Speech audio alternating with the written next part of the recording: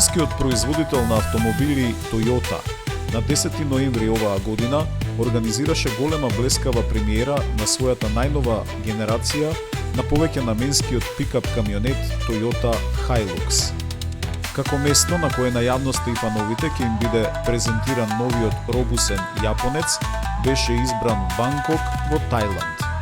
Екзотично место во кое Toyota своите први инвестиции и партнерства ги започна пред повеќе од 60 години и каде се произведоа повеќе од 14 милиони возила.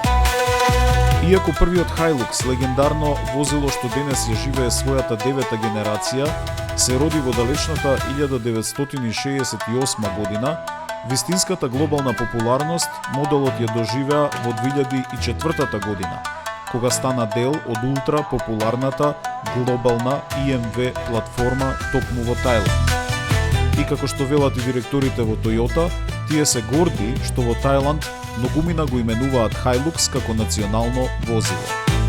Доволно цврст за да работи на градежните локации и рудници и доволно безбеден да ги однесе семејствата на долги релации.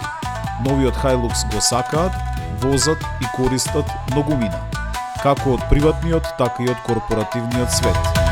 А символично, сакајќи да ја истакнат моќта, цврстината и робусноста на својот пикап, на промоцијата на Hilux беше поканет и поранешниот шампион во сумоборењето, Хакухо Шо, кој неколку декади доминираше во овој спорт, со рекордни 45 шампионски титули и 1187 победи зад своето име.